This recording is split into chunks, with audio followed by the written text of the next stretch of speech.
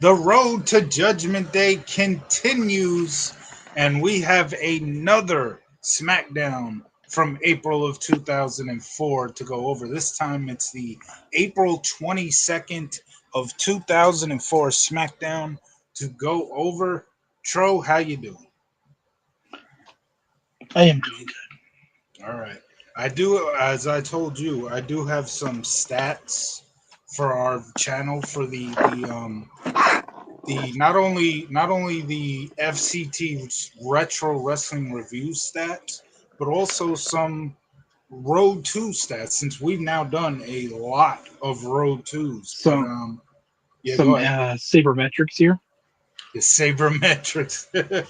so Cybermetrics. Ooh. so I joined the channel in 2022. I almost said 2002. So here is so This has that been a is when long channel, folks. the retro wrestling review series started, even though back then it was not known by that name. But here are the number of episodes. We've now done 92 episodes. So hang on one second. Yeah, so here are the number of episodes that we have done every year, each year since we started in 2022. First year, 2022, we did not have Tro. It was just me and Christian. We did Boo. 30 we did 33 episodes. That is currently the record, but a record that is going to be shattered by this year as we will get to that. So 33 episodes the first year. We went way down in 2023 because for most of that year I was not available. We only did 8 episodes, and two of those, I believe, did not include me. It was you and Christian. So 8 episodes in 2023. I come back in 2024, and the amount of shows we do, amount of episodes we do, rises to 24, making a run at that 2022 record. But this year, we've already broken the 2024 views of 24 views. This is our or videos, not views. This counting 24 views for the whole year. count, counting this episode, we have done 27 episodes of retro wrestling reviews this year. So most of that, the rise last year from 8 to 24 had a lot to do with the road twos, because even then, like, we weren't doing a lot in the beginning of the year. We did a lot at the end of the year. So we really rose at the end of the year due to the road twos. And we're already at 27 only here in July because of the road twos. Now, speaking of the road twos, each episode for each road two with the most views. First off, our first road two was Vengeance 04.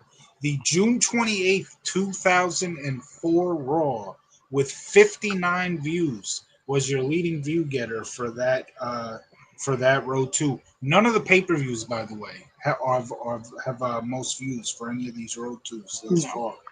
WrestleMania 15, our second road two, very how you say it, thumbnail aided. The Yeah. January the January 25th, 1999 Raw, which has a very memorable meme as the thumbnail, has 88 views. That is the leading view getter for the Road to WrestleMania 15. Our Road to Unforgiven 2001, very disappointing in terms of the views. Uh, there weren't a lot of double digit views for any of the videos, but our leading view getter was the Smackdown that I claim to be one of the worst of, like, the great time period that I love of 97 through '05. Any of those weekly shows, I claim to this to be one of the worst weekly shows of that time period. The August 23rd, 2001 SmackDown is your leading view getter for the Road to Unforgiven '01. 19 views. For the Road to Backlash, the April 8th, 2002 Raw is your leading view getter with 42 views. And we close it out with the current, which obviously this is a current Road to So this is only of the episodes we've done, obviously, not counting this episode. Last week's, or not last week's, the last one we did, the April 15th SmackDown, where Big Show choke slams Kurt Angle off the ledge. That is your leading view getter at this moment for the Road to Judgment Day with 30 views. So those are some stats for you. This is our 27th episode of 2025. Yep. The record in a year for FCT Retro Wrestling Review episodes is 33 back in my first year. That is a record that is about to be shattered by this year. With that said, I'm officially announcing my retirement effective immediately. Well, there you go. See you in 2026, ladies and gentlemen. The record will not be broken this year. So let's get into the show now, since we're already running late anyway. The April 22nd, 2004 episode of SmackDown, we open obviously with a recap of last week's SmackDown, where Big Show choke slams Kurt Angle off a 20-foot ledge, and we immediately come to a match here. It's a rematch of the match that literally happened right before Big Show chokeslam Kurt Angle off the ledge. Booker T taking on Rob Van Dam, a rematch of last week's SmackDown. And Booker T gets the win after RVD gets distracted by Pyro going off randomly. Somebody in the truck just does not like Rob Van Dam. Tro, was that you? You just letting Pyro off randomly? Tis the season. It's May. Okay, not May. It's late April. Everyone knows you celebrate 4th of July even earlier. And in 2004, they started shit on Pyro. There you go. Tro just celebrating July 4th a little prematurely. You see, you know how they say that Christmas starts a year earlier every year? Yep. 2004, the problem was 4th of July started earlier every year. There you go. So Booker T gets the win. Paul Heyman then comes out, and he referenced that Kurt Angle is in the hospital for tonight. So due to the fact that Kurt Angle is in the hospital, this is going to be Paul Heyman's SmackDown once again for one night only. And then we cut to break. Thoughts on this match? I give this 2.5 stars. I thought it was a decent match. Obviously, a rematch of SmackDown the prior week. But, it was good for what it was. What do you think of RVD Booker T? The match was fine, but how can Paul Heyman be on SmackDown if he was drafted to Raw, Cole? He quit. Yeah, how could he quit? How could he be on SmackDown? Well, Mr. McMahon needed a SmackDown GM. He hit up Paul Heyman, who was a free agent due to his retirement. He is a free agent due to the fact that he retired. He said, "Would you like to run SmackDown for one night only?" And there you go. Teddy Long was in the background like, holla, player, come on. Well, Teddy Long has no experience being a GM. Yes, he does. He was a one-night GM for Raw. He was a one-night GM at the beginning of this year, actually. I forgot about that. Yeah, he at the very beginning, January 1st to be exact, 2004. He was the Raw GM for one night. So, yeah, but Paul Heyman has more experience. So we come back from break. It is Paul Heyman and Rob Van Dam in ring. Heyman says that RVD is Mr. Thursday Night, but only because of what Paul Heyman built on Paul Heyman's SmackDown. But he said after building up Paul Heyman's SmackDown, his locker room turned their backs on him. Remember, that was the show right before the draft. Or actually, it wasn't even the one before the draft. It was actually the one before the one before WrestleMania, where they all parted the Red Seas and let Austin get to the ring. So, he turned their backs. He says that RVD was not a part of that, which obviously he wasn't because he was on Raw. So Heyman then brings up ECW, which he says RVD has, since leaving for WWE, RVD has disrespected ECW's memory. leading to the Dudley Boys coming out. And Bubba Ray gets in Paul Heyman's face and tells him anything he's got to say to RVD, he can say it to the Dudleys, but make sure to say it to their faces.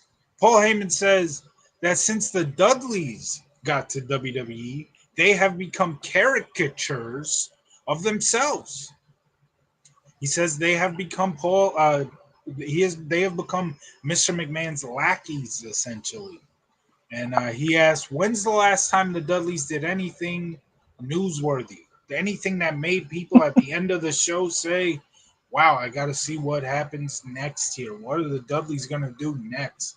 He says that he being Dr. Frankenstein, Paul Heyman being Dr. Frankenstein. Heyman says that Dr. Frankenstein is sick of looking at the fact that his monsters have been tamed. After saying that, the Dudley Boys turned around and attacked Rob Van Dam. The Dudleys have turned heel and they have joined up with Paul Heyman. Boy, do you think the Dudleys are going to do something newsworthy in a couple of weeks with all this motivation that Heyman just gave them? Do you think surely they'll have a main event match at Judgment Day, and surely they won't just build. They just want to push this off until the Great American Bash. Maybe we'll see. I think we already have a main event for Judgment Day, but anyway, moments ago, because as if you didn't already see it, they show the Dudleys attacking RVD again after coming back from commercial. Tag team titles on the line in your next match. Oh, but first off, we didn't give our thoughts on that. I thought this was a great segment. Paul Heyman is always a great talker. The motivation of the Dudleys leading to the Dudleys turning heel here. And obviously, spoiler alert, it's a storyline we've covered already. A great storyline is about to unfold, although, as Tro just said, not for Judgment Day, but for Great American Bash. But this was a great way to kick that off. Tro, your thoughts on this segment right here? Seems like it didn't take much to get the Dudleys to churn. No. Paul Heyman just had to say, "You guys have become sellouts," and the Dudleys were like, "You know what? We have become sellouts. Let's kick RVD's ass." Well, now Bubba really wanted to sell that he turned heel, and he wanted to go back to ECW. He grabbed the mic. See mother and daughter. Your daughters. Your mother taught you how to suck. just goes on UP. They cut the commercial.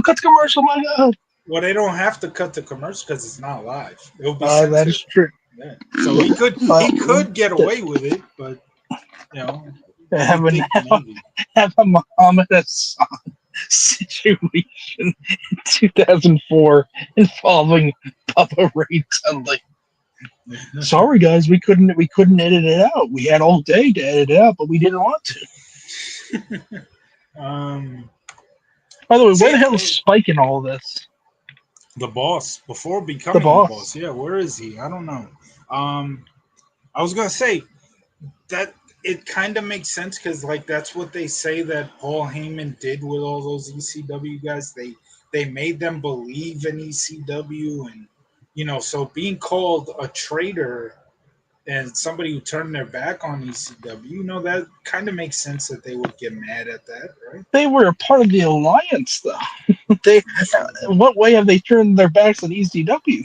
They literally teamed up with Paul. They literally teamed up with Paul Heyman, for the alliance. You turned your back. Go on. Paul Bearer will be back soon, by the way. Yes. As we will see later in this show, Undertaker's return is not that far away. Please. We have tag team titles on the line, a very underrated tag team gets to win the tag team titles for the first and only time. And I want to say, since we're about to talk about Rico, I want to get to and I don't like talking AEW a lot or anything current WWE, but the reason why Rico makes me want to discuss AEW right now is because I want to talk about Toni Storm, who to me has the most entertaining character. She's not like the best in the business right now because that's Roman Reigns, but Toni Storm has the most entertaining character, and people are hating on it because some of the shit she says, some of the stuff she does in the ring, like what she did in the ring at the pay per view. She's like a modern day Rico. She's doing stuff that Rico did. You can even watch this match and you'll see stuff like that. She's a modern day Rico. I don't see nothing. Go ahead. She did just beat Monet. Yeah. Monet didn't use her creative control, brother. Anyway, I could care less about that. Yeah. But as I was saying, she is like she's a modern day Rico in my opinion, at least in terms of some of the stuff she does in the ring. Her character is not the same as Rico's character because that timeless Toni Storm is a totally different thing. But that character is great. Timeless Rico? Yeah, timeless Rico. I have no problem with some of the stuff she says in the ring and some of the stuff it just reminds me of Rico. She's like the female modern day Rico. It's funny. Rico was funny, and Toni Storm doing some of the stuff that Rico did is funny too. But anyway, getting back to the show here. Rikishi and Scotty 2 Hotty are currently your SmackDown Tag Team Champions, and they are taking on the challengers of Rico and Charlie Haas.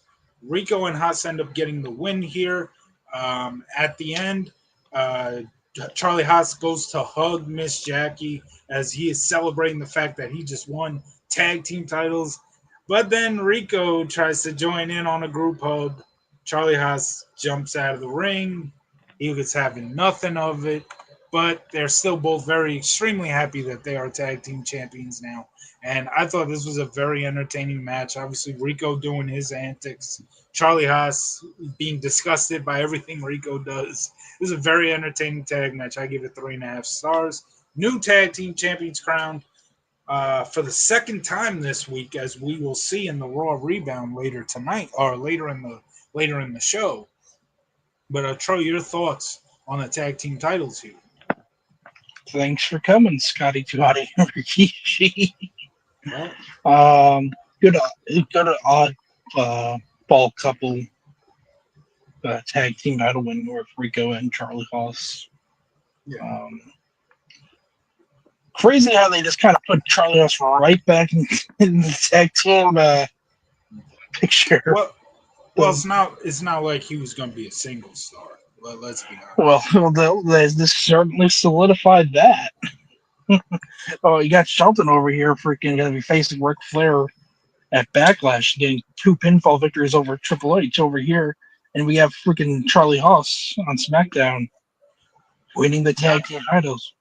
Not everybody is meant to be world champions. Sometimes you have those tag team guys like a Marty Jannetty, which Marty Jannetty's name gets dragged through the mud because of the whole, he's the Marty Jannetty of the tag team. There's nothing wrong.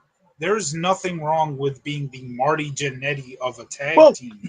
If you can make a career out of being a tag team guy, there's absolutely nothing wrong with that. Well, when someone says someone's the Jannetty of the tag team, they don't mean that they suck.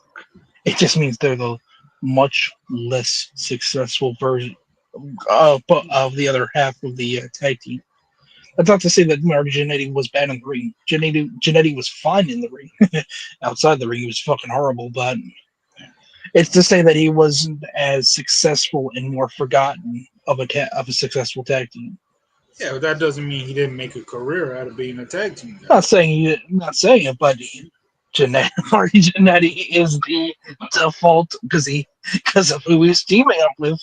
and what Shawn Absolutely. Michaels turned out to be. Obviously, Shawn Michaels is one of the greatest performers Exactly. of all time. That's Yeah. why. That's why people are like, "Oh my god, he tag teamed with who? Marty Jannetty."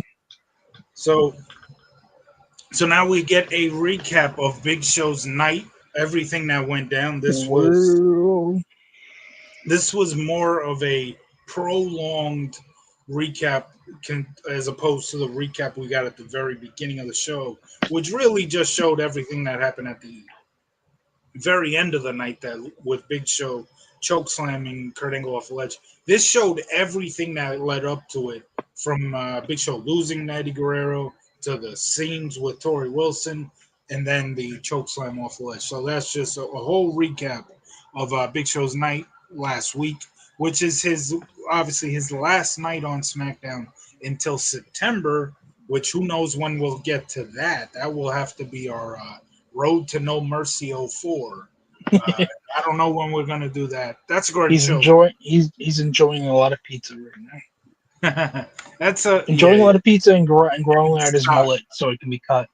and don't forget the stock. Yes, he. That's why That's why he grows out his hair long, because he wants to match Bradshaw when Bradshaw had a head long hair. No Mercy, No Mercy '04 was a great show. It was the third pay per view I ever saw live on pay per view, and also friend of the show. Not never been on the show, but one of my Facebook friends who I've met personally, Max. He was at that show, if I remember correctly. Insane. So shout out to Max. He got to see that. He got to see that in person live. I got to see it on TV that night. So So yeah. he was in the passenger seat when Heidenreich tried Yeah, to kill. yeah. He Wow. Heidenreich. Frozen Nazi Heidenreich. um, all right, so now, so yeah, like I said, that was a great pay per view, but it's not in the plans anytime soon for a Road 2. But one day we will get to it. No. We will get to it one day. I just don't know One when. day we will cover every single pay-per-view in WWE from up until Well, 2007. up until 2006. Yeah, up until 2007. Yeah, you're right. But after that, you and Christian can do the rest. Well, we Now we can't do have. anything with Raw in '06 yet, so Yeah, they need to get that shit on Netflix, man. I'm telling you. please. Or put it back on Peacock. Like, come on. Yeah. We got JBL and Paul Heyman backstage. JBL says that Heyman was right with everything he said to him a couple of weeks ago. This is going back to when, the whole thing with Farouk. They fired Paul Heyman firing Farouk Yeah. because he said JBL was the guy and Farouk was holding him down. But JBL says, oh yeah, so JBL just essentially tells Heyman he's right, but then Paul Heyman brings up a story that's making the rounds, that at the airport earlier today, a legendary wrestler, and Tro, we've covered this guy. We have covered a lot of these great Mexican matches between this man, El Gran Luchador. We've Oh, covered we've covered a lot of his matches, man. I yeah. My remember my favorite match was his match with El Grande Americano. The yeah, yeah. Yeah, I mean, I know you don't like I know you're not a big fan of technical matches, but I remember you simply saying this is the greatest match of all time. Yeah, I Standing mean, ovation. yeah, Yeah, that's why we've had such good relationships with Mexico, because that match actually proved George W. Bush was going to invade Mexico for the oil. I mean, weapons of mass destruction. But then he saw that match and said, "You know what? I'm not going to invade Mexico." and then Just and 10 out of then 10. you never forget, but El Gran Luchador, you never forget his trip to Japan in like 2005. He had this match at the Tokyo Dome that Mhm. Dave Meltzer rated 1,000 stars. You remember that match, Yeah, right? We covered that of match. course. Great. I especially like his match with the late great El Generico. Yeah, Never forget. R.I.P. El Generico. He's not dead. He's with the orphans in He's Mexico. look. His demise has either been greatly compromised or he's still alive. Because I've heard that he died in saving orphans from in an flaming orphanage. But who knows? We have El Grande Americana who can change his height in between weeks in WWE now. So Paul Heyman brings up the legendary El Gran Luchador, and he says there is a story going around, making the rounds, that at the airport earlier today, El Gran Luchador punked out JBL. JBL didn't do a thing about it. Well, to which JBL obviously says, this is post 9/11 world, which might be the first time you've ever heard the term post 9/11. It's only 3 years. It's only 3 years after 9/11. I don't know when the this first is a time. post 9/11 world, Paul. where were you when the world stopped turning? I was calling Stone Cold Steve Austin. He was still the kiddie pool. This is a post 9/11 world. He didn't want to ruffle feathers in the airport. This is a post 9/11 world where I got the TSA. I got to take off my cowboy boots. That guy didn't have to take. TSA's like, you can keep your mask on, dude. We don't.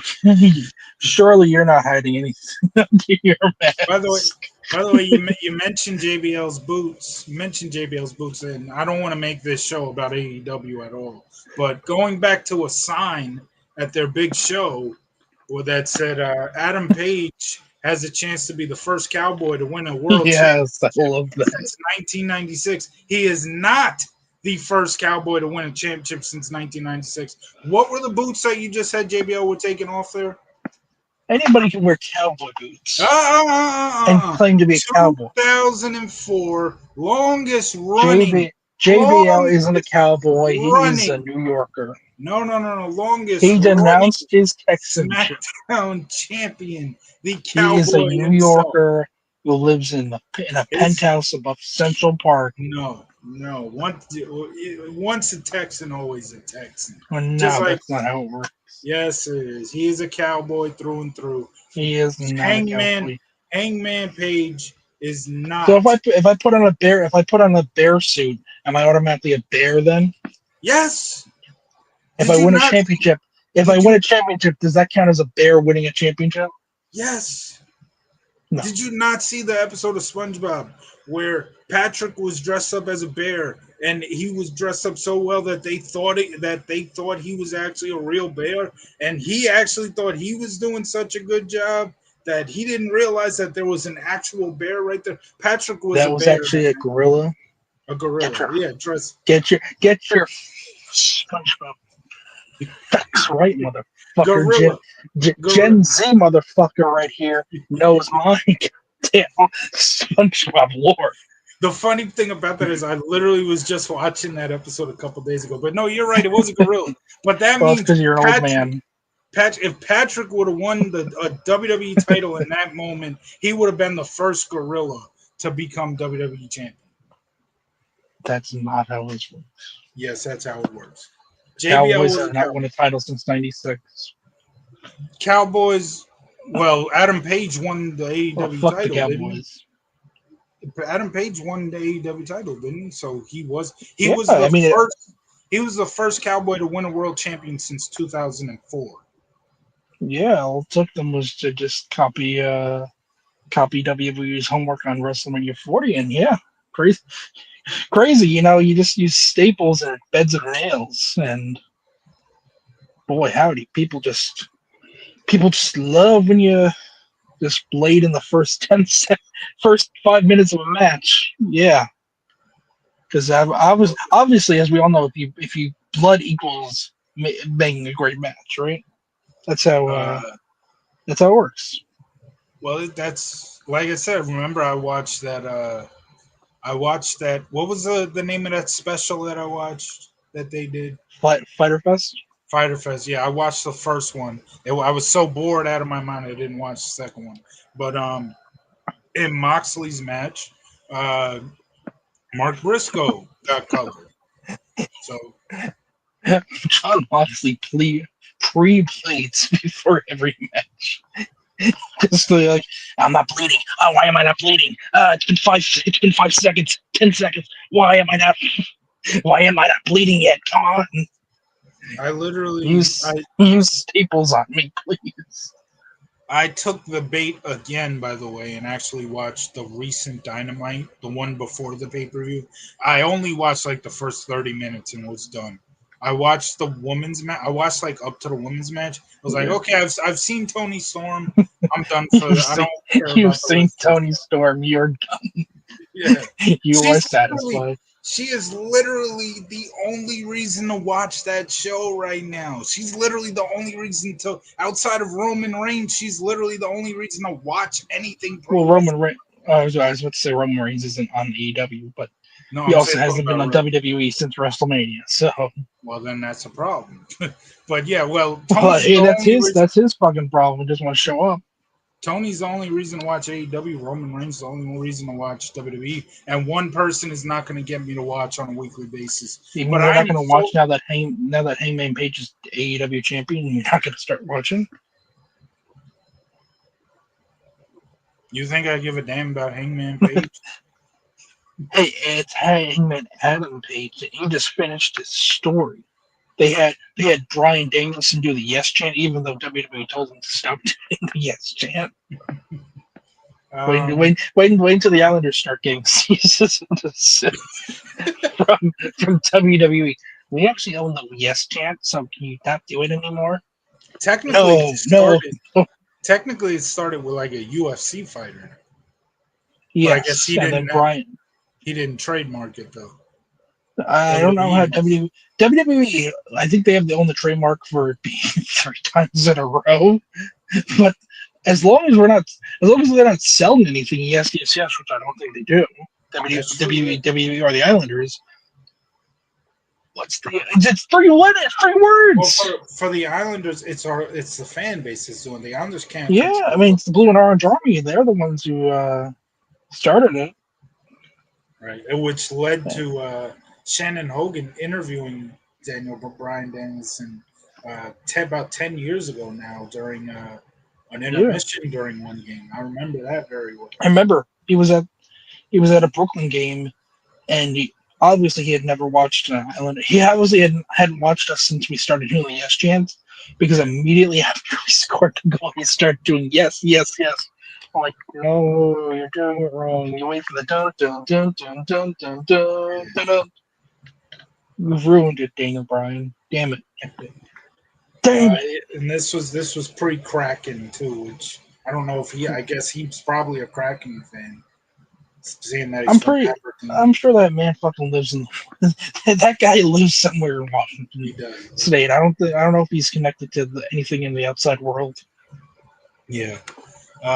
So where are we? Oh yeah.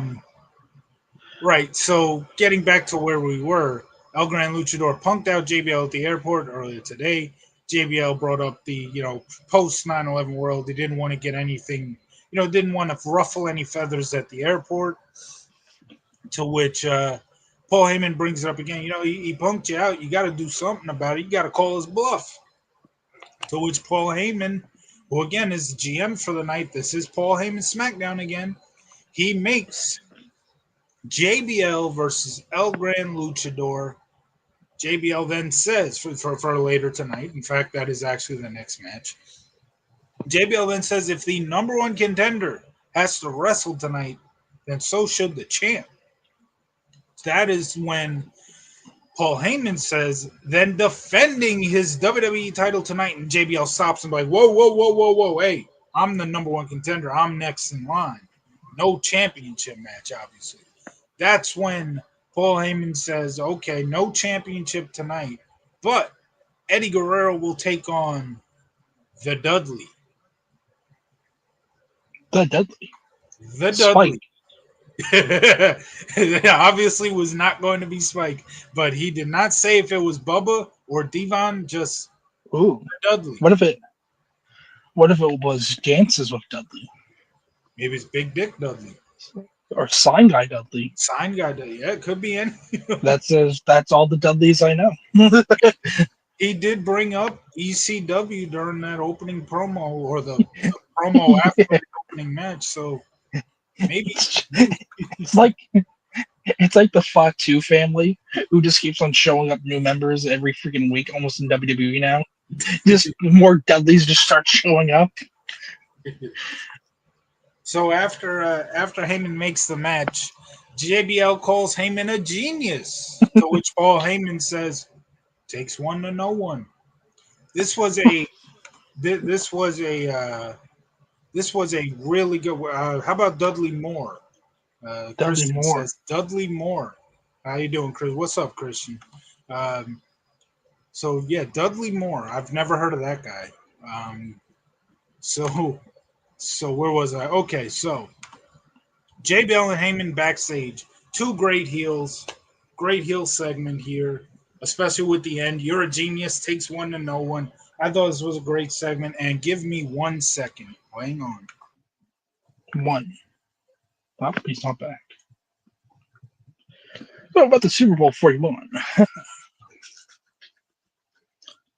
Oh boy. Dances of Dudley, Sign Guy Dudley, Big Dick Dudley. I know in T-Day there. I know T-Day Spike's name was Little Runt, or was just Runt. I couldn't use the Dudley name. It's WWE would trademark that. So they were inbreeding it. Brother,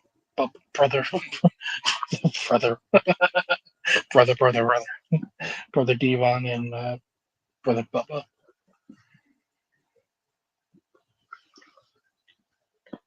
And then he becomes Bully Ray. But it's a joke on everybody else because then he's Bully Ray all the time. Just a dick.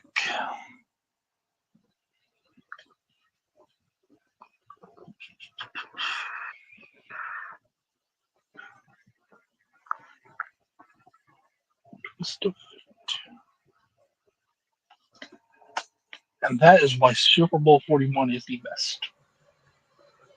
You're banned. You're banned. All right, so the segment there, like I said, it was a great segment, great heel segment. What are your thoughts on Paul Heyman and JBL? Yeah, sorry, I was drawing a blank. I thought it. Paul Heyman and JBL. Paul Heyman and who? Bradshaw.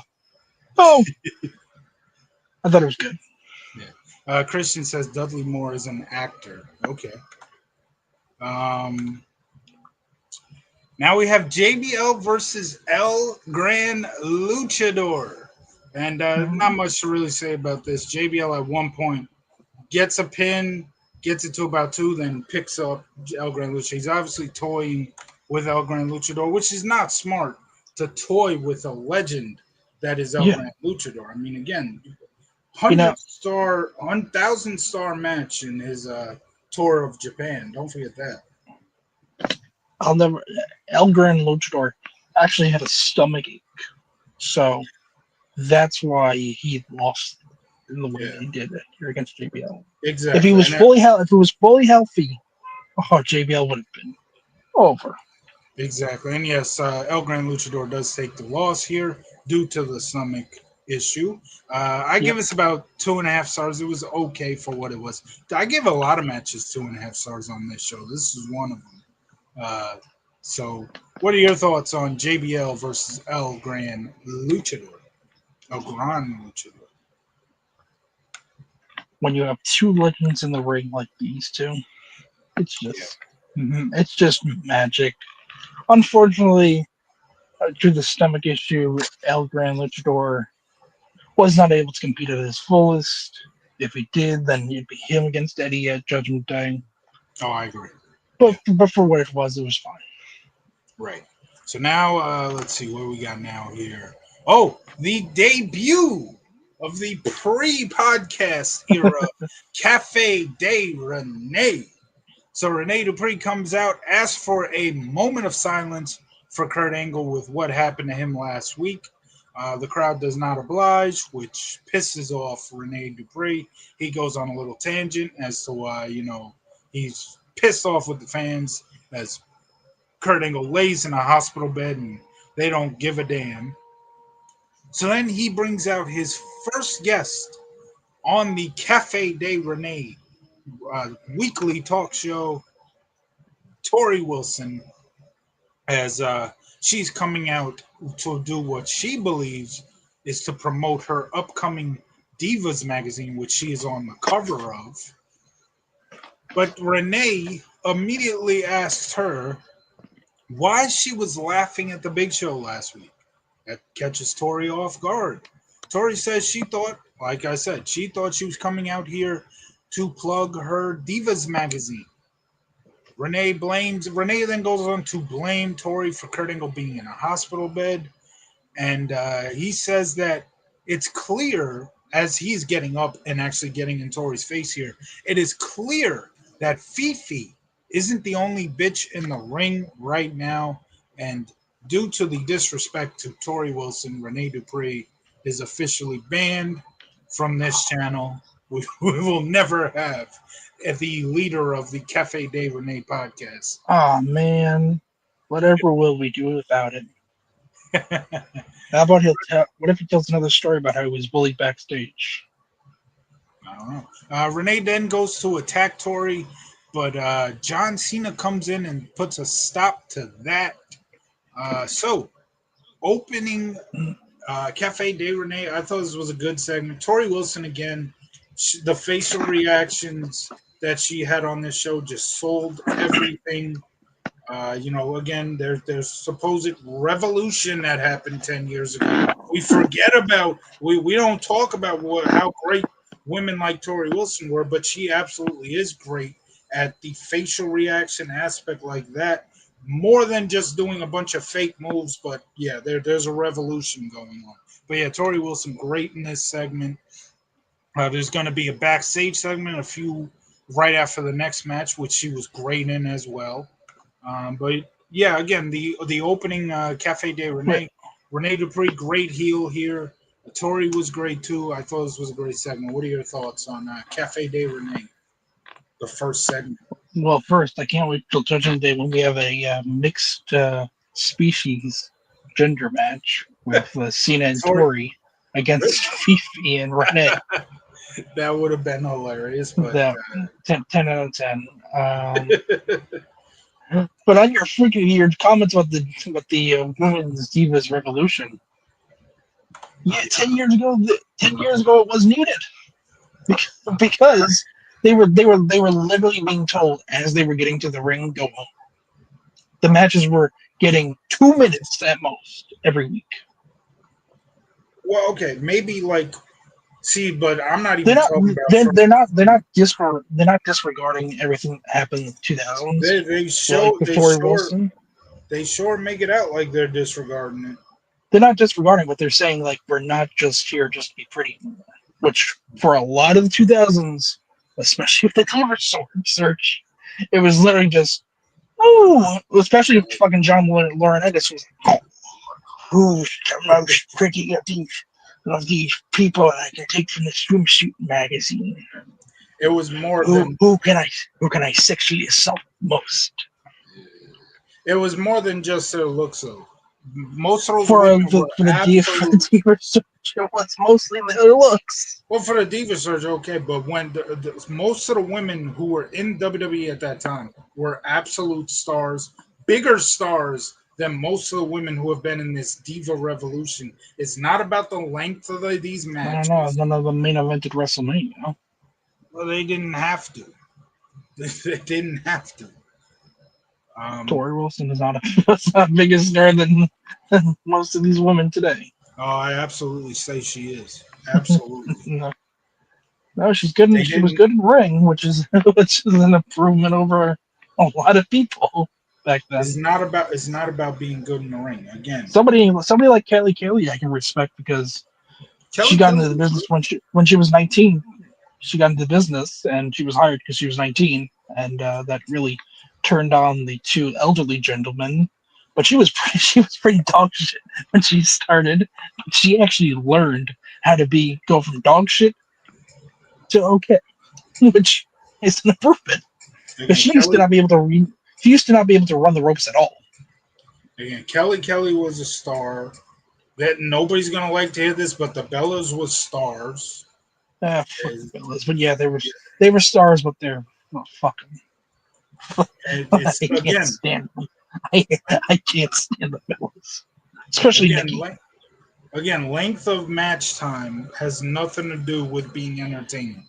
You can be entertaining, but you're literally you're going home as you're literally making your entrance. That's no time for anything. That's literally just showing up, do one move, okay, bell ring.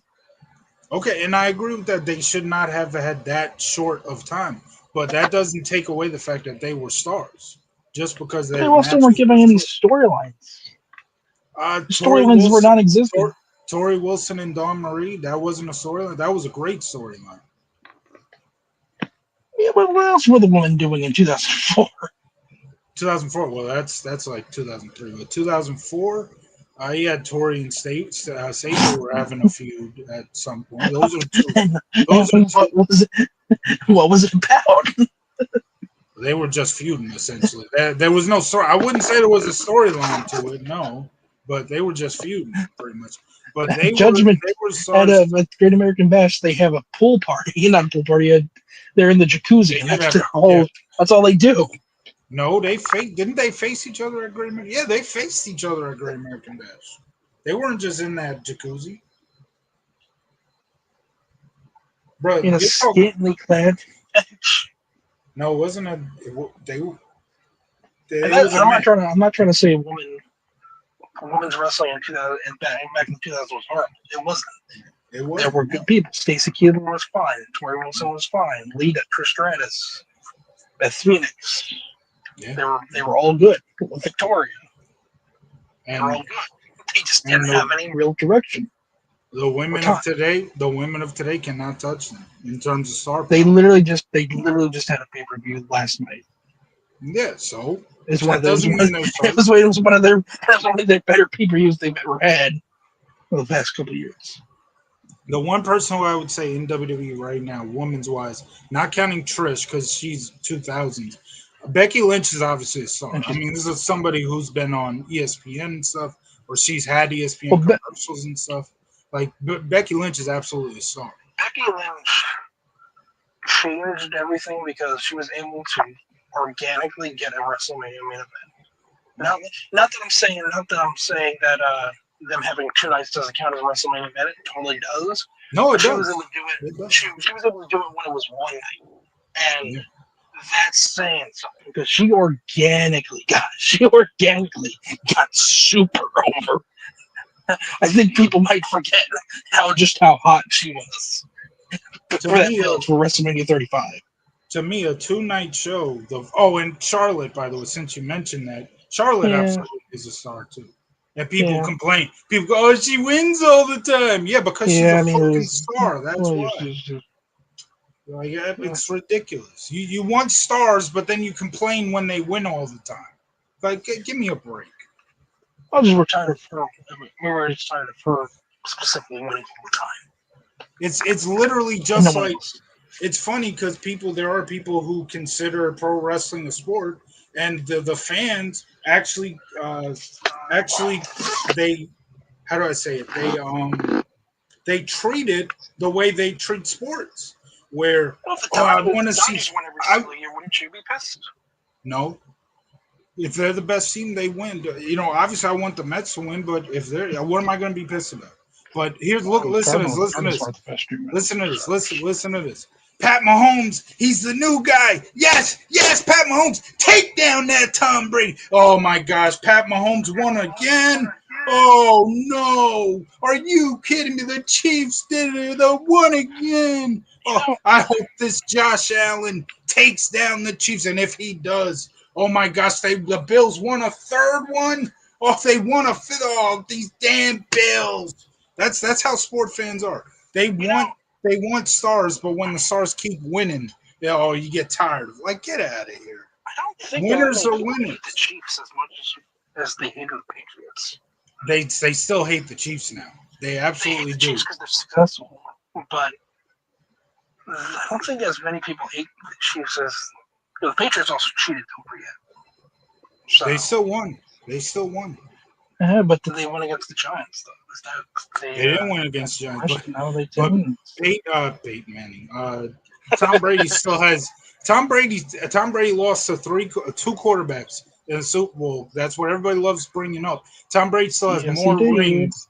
It's Foles and Manning twice. But how many against Eli Manning? Tom Brady has more rings than Eli Manning and Nick Foles combined. But how many against the Giants? None, but he's still got more rings than the two quarterbacks. It still bothers him that he lost. He's a competitor. He's a competitor. Especially that's why it bothers him.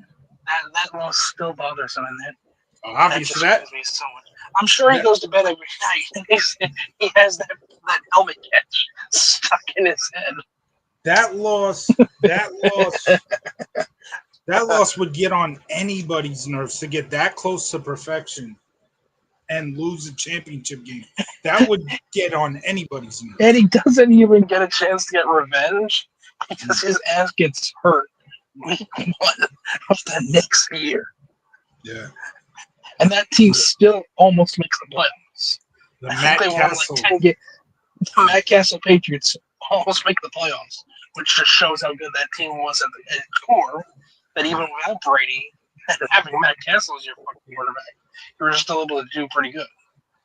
It still doesn't change the fact. Everybody loves to bring up the fact that Brady has lost to two quarterbacks, and Eli Manning and Nick Foles. He still has more rings combined than both of them.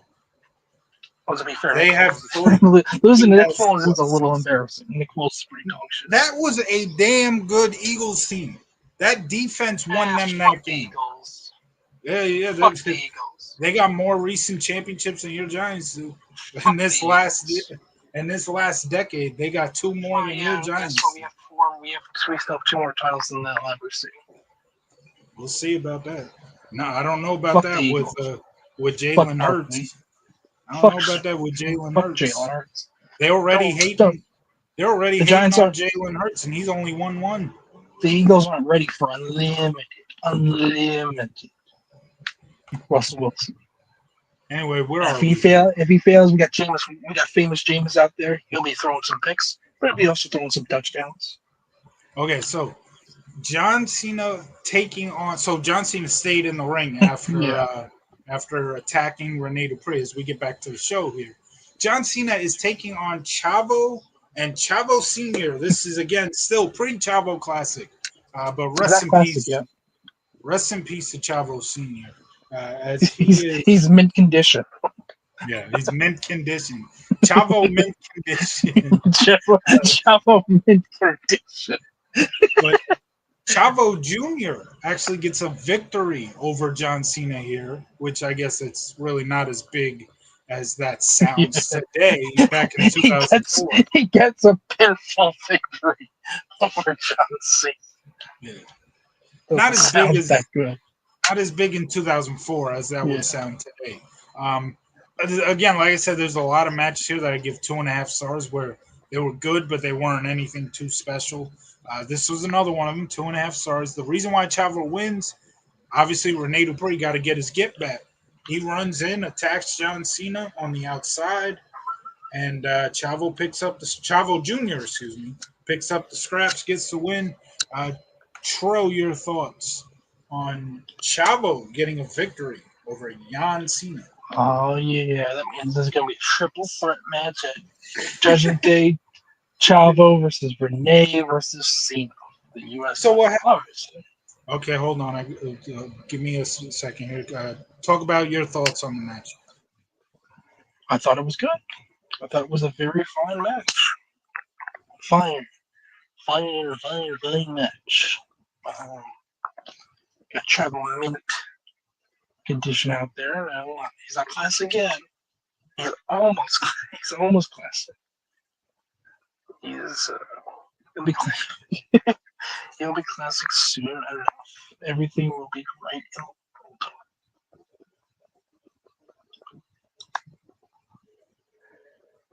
Oh boy. Such is the life of a daydreamer.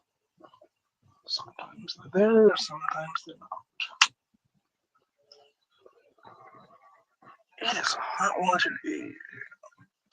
Hence why there's a fan in the background. It's only on its second sit, so that doesn't want to be a little louder.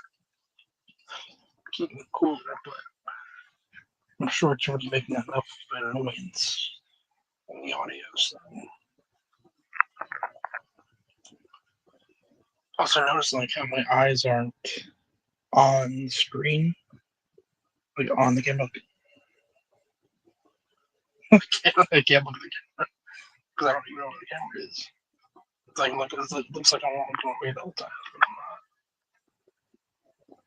I'm not. Oh, let's see.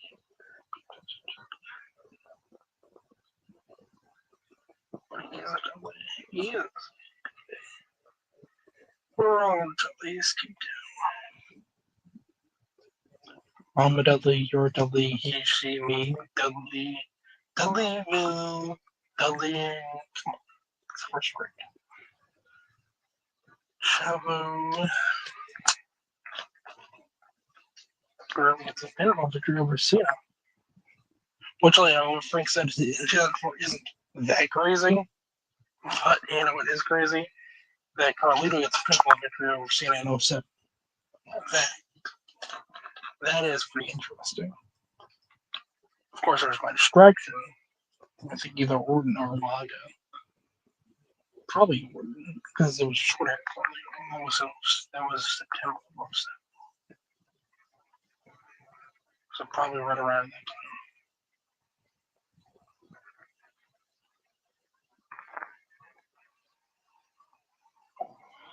Probably somewhere around that area. We get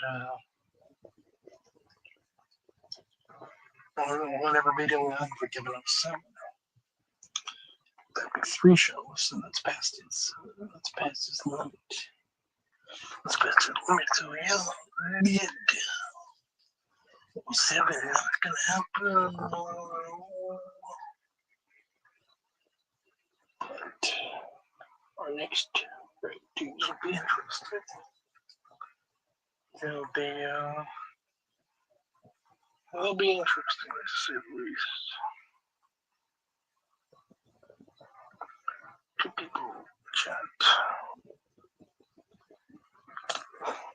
Stalling for time. His friend goes off to do whatever he is doing.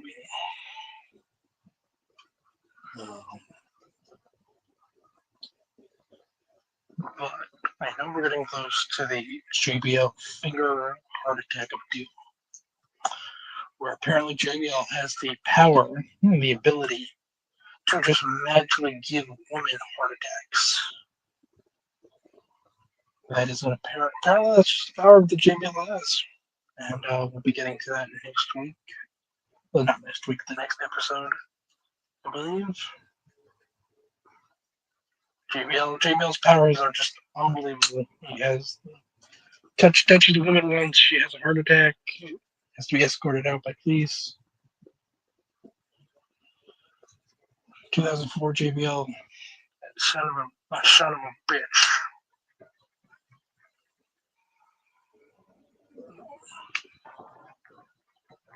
Hey, what do you think? Oh boy. Go hours later. Frank, it's if you want Frank to come back, say, come back, Frank.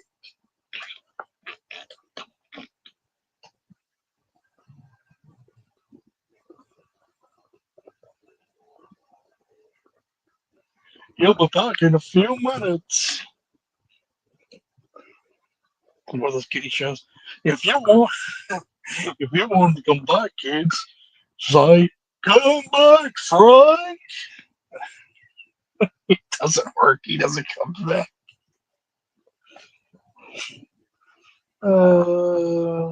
Let's see. Big old soundboard. That's a good one.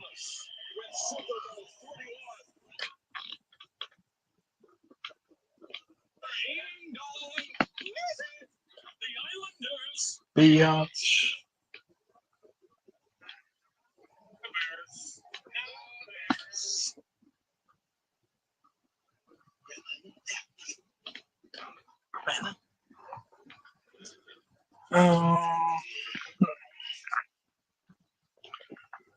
Just one of those days. Oh, yeah. If you don't know, now you know. This is what happens when you have to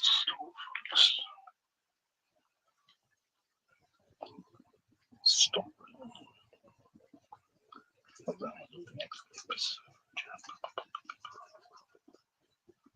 Sure, guys, I have time, but who was it? Second. Two.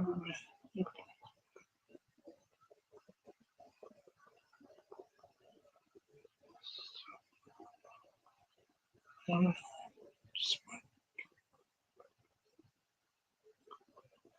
Smackdown.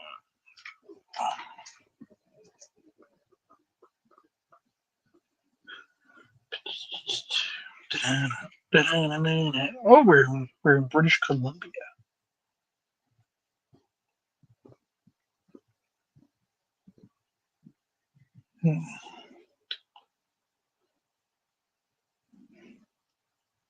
Let's go. Scott's prerogative. And got that done. Tag team title match done.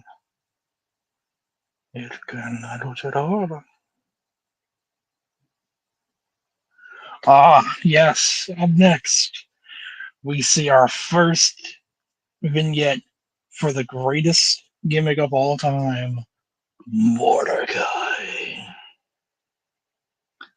Mordecai, who eventually becomes Kevin Thorne. Basically the inverse Undertaker.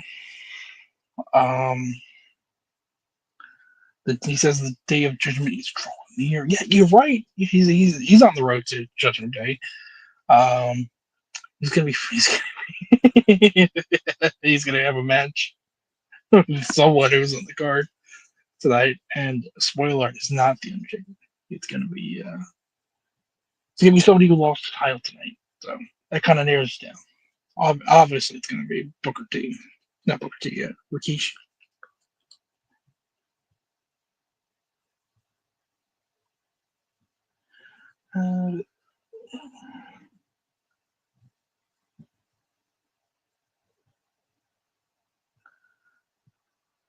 You know, the Booker T comes out. Comes out. He's talking about like, oh, I'm the greatest. You know, I've been saying this for months now. How good I am, how great I am, how I'm the best. He's the best thing ever on SmackDown. And then he says, you'll be the most famous man in America. And you know, if there's one man who loves to make people famous, it's The Undertaker. Out comes the gong. Booker runs the hell off. Unfortunately, we don't get Paul Bearer coming out and scaring the hell out of Booker T. Maybe we will next week. Is it too much to ask for these two who are fighting at the pay-per-view to have a fucking segment together?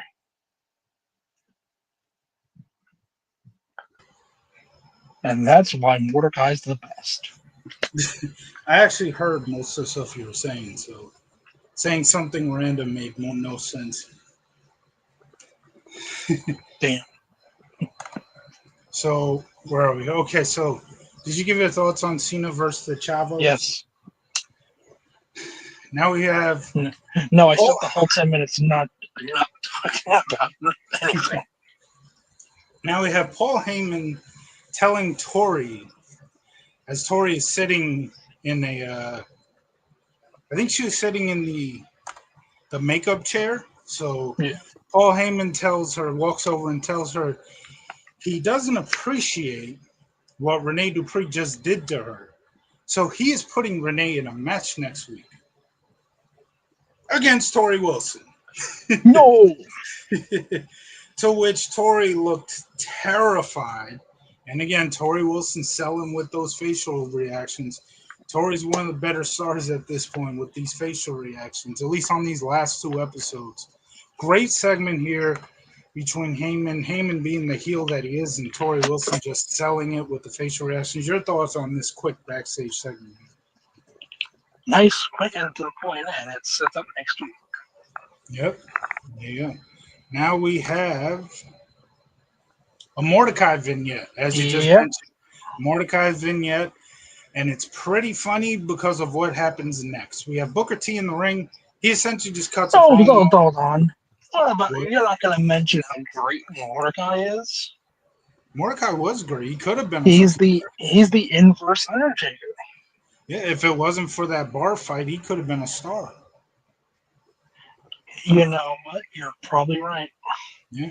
He could have been facing the Brothers of Destruction WrestleMania 21. Never know.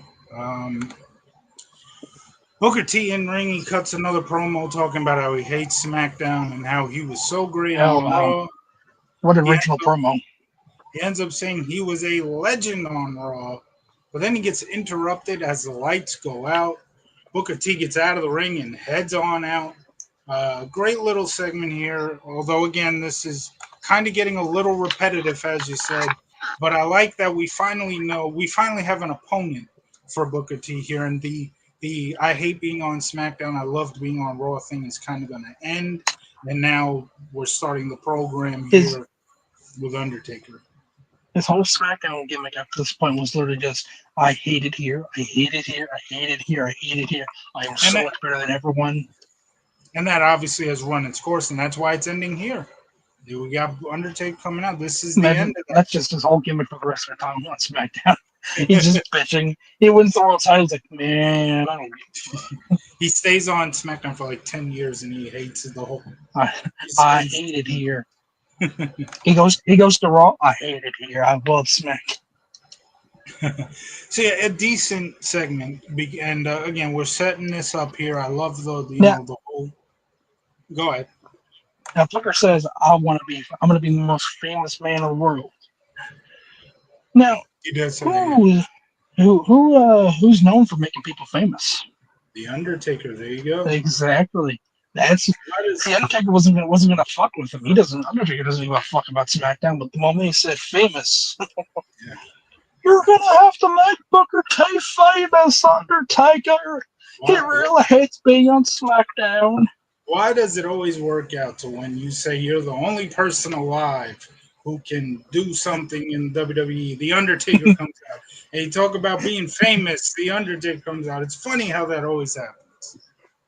He just raises up. Somebody say famous.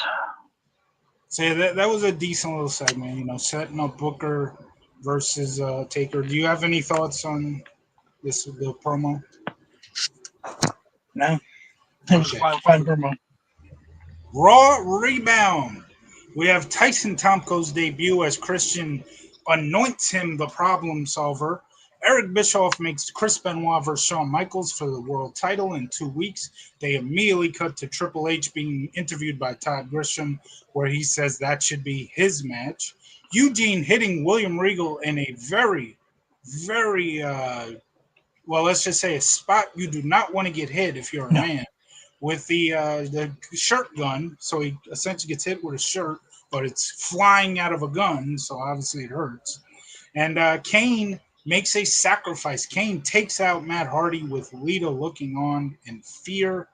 And like I said, the tag team titles, the second time this week that tag team titles change hands. Well, over on Raw, the Raw Tag Team titles. Edge and Chris Benoit won them for themselves. They are the new Raw Tag Team champions. And, well, you go from tag titles changing hands to tag titles changing hands once again. Earlier tonight, Rico and Haas win the tag team titles. And now we have Rico, Charlie Haas, and Miss Jackie backstage. Rico and Jackie Eskimo kiss to start the segment, which brings over Josh Matthews to interview them. He says that tonight they shocked the world, they being Rico and Charlie Haas, by becoming the tag team champions. Rico says it's one of the happiest days of his life. To then Rico touches Charlie Haas on the backside. Haas, not paying any mind to who's doing this, immediately thinks it's Miss Jackie. So Charlie Haas says he's feeling pretty good tonight. He looks over to Miss Jackie, all excited about what he believes Miss Jackie just did to him. And Jackie says, it wasn't me. To which he's like, really? She says, I swear, wasn't me. And Charlie Haas's demeanor changes immediately. He is disgusted as he comes to the realization as to who gave him that little touch. And Rico then says to Charlie Haas that they are going to have a fabulous relationship. And Haas just looks on disgusted at that comment. Fabulous.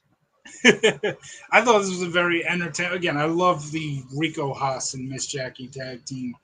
So I was entertained by this backstage and interview here. So your thoughts on Rico Haas and Jackie's interview segment here? I'm surprised they gave them anything. I thought this would be something that they just do on Velocity. Yeah, but I guess they didn't have any more segments to run out. They're like, hey, what if we do some of our really crowded tag team champions here? Well, I don't know about putting this on Velocity because they literally just won the tag titles. Yeah, there's plenty of times where you interview someone who just won a title or titles in this case. Yeah, but do they really care about the tag titles in 2004 at this point? Well, you're trying to make people care. You put you put the belts on an entertaining tag team, and you interview them right after that. I don't see nothing wrong with doing this. I thought it was fine. Yeah.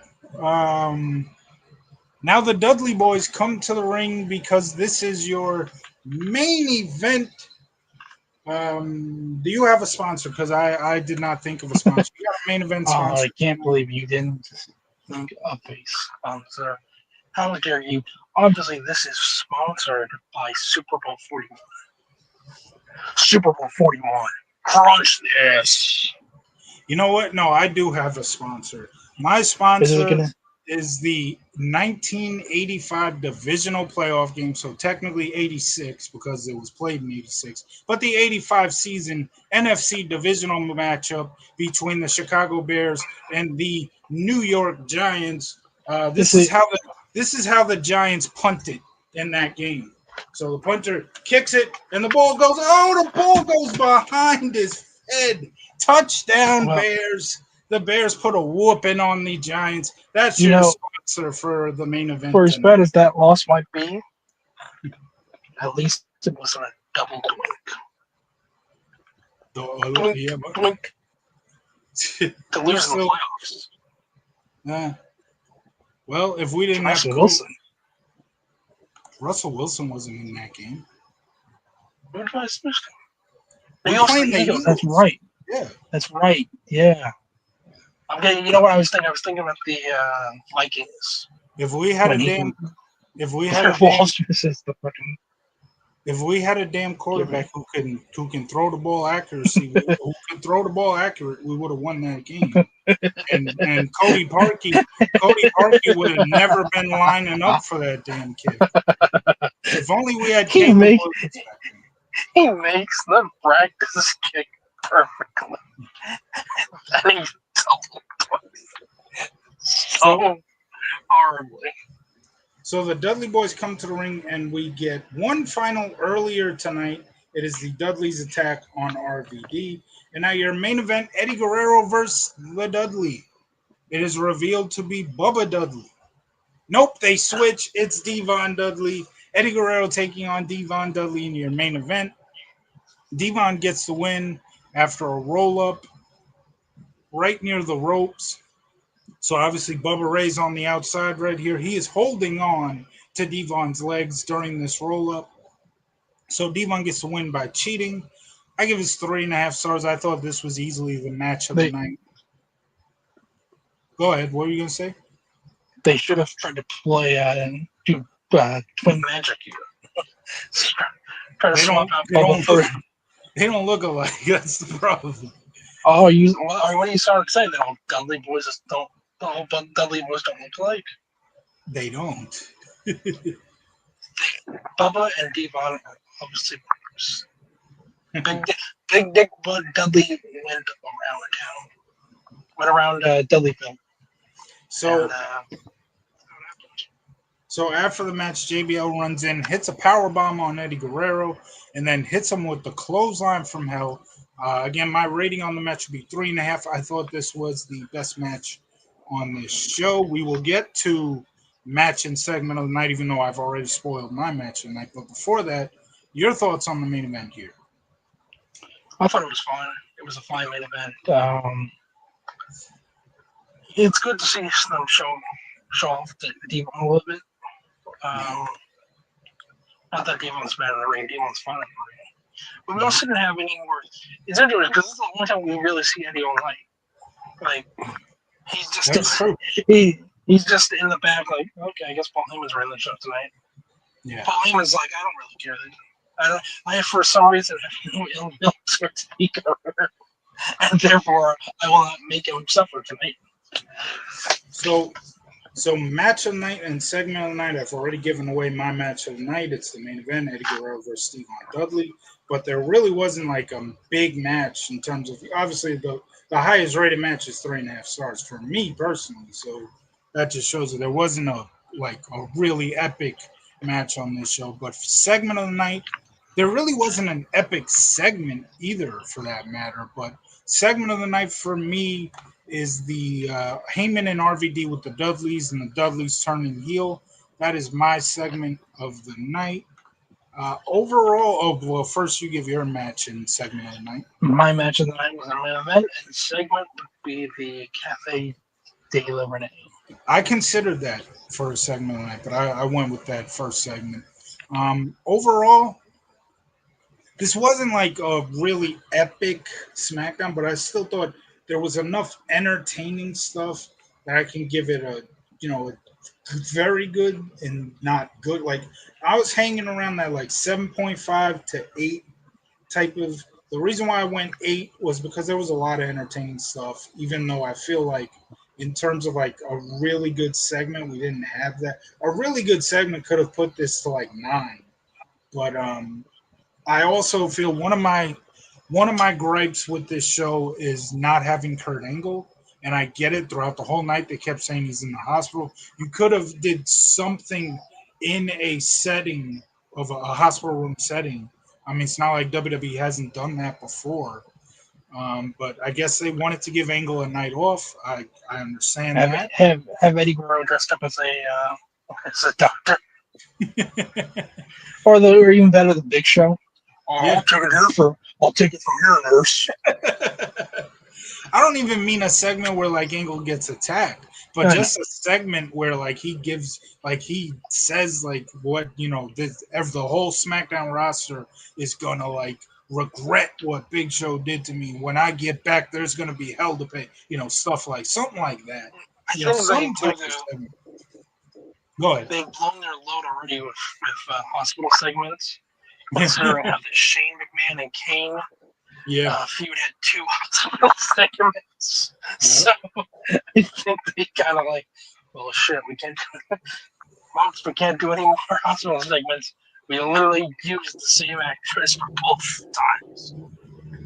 So yeah, I gave 8 out of 10. So your rating for this show? Give it a 6 out of 10. Okay, 6 out of 10. And we're going to cut it off here. I can't even promote because I got to go. Thank you to anybody who's watched. Yeah, thank you to anybody who's watched. If you like this, please, stay tuned. We will see you again It's probably tomorrow. See you later. I gotta go.